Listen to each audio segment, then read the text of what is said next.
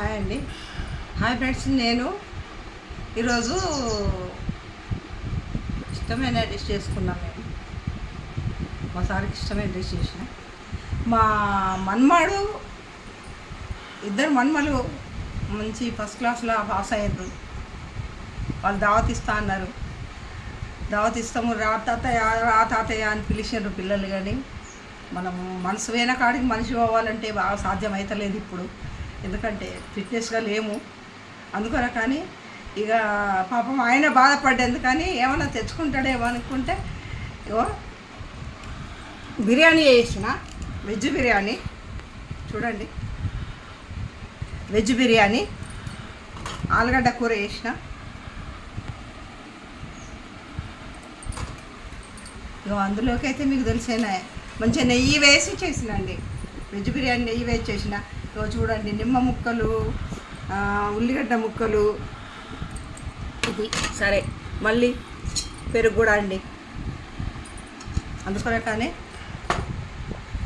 మా పిల్లలు, మా లక్కీ బాబు, మా చాకీగాడు వాళ్ళు పాస్ అయ్యారు.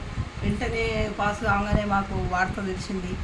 పోదాం అనుకుంటూ 2 రోజుల నుంచి నిన్న నుండి పోదాం అని అంటే బాడి సహకరించాక వెళ్ళడం లేదు. మా సారు వాళ్ళ ఇచ్చే డిన్నర్ కొరకు లొట్టలేస్తున్నాడు దాని కొరకు.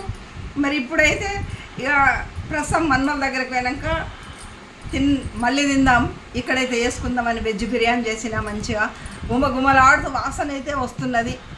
మా సార్ లేట్ అయితే ఇప్పుడు నేను తినేసేదాన్ని. ఏదో రాసుకుంటా ఉంటే నేను తినేదేయాలని ప్రయత్నం చేసేసరికి వచ్చేసింది. ఇక మొత్తం తినేస్తుందేమో అని. ఆలుగడ్డ కూర వెజ్ బిర్యానీ చాలా బాగుంటుంది. మంచిగా ఇగో పిల్లలు వచ్చినప్పుడు ఎంత సంతోషం ఉంటుందో, వాళ్ళు లేనప్పుడు అంత బాధ ఉంటుంది. అందుకనే కానీ ఈరోజు తినాలని వాళ్ళు వస్తేనే ఇప్పుడు మా సార్కు పెట్టడము. ఇప్పుడు మా పిల్లలు వస్తేనే తెచ్చుకో అంటే ఆయన తెచ్చుకోడు. ఏది మంచిగా స్పెషల్ అంటూ ఏది తినాడు. అందుకనే కానీ మనం ఉన్న దాంట్లోనే ఏదో కమ్మడి భోజనం చేద్దాం ఈరోజు అని నేను నిర్ణయించుకొని ఇప్పుడు ఇక్కడ వచ్చేదాకా కూడా మా సార్కు నేను చేసినట్టు తెలియదు. ఇప్పుడైతే సస్పెన్స్గా చూపించి భోజనం పెడతానండి. ఈ వీడియోకి అయితే అందరూ లైక్ చేయండి, షేర్ చేయండి. ఉంటానండి మరి. బాయ్.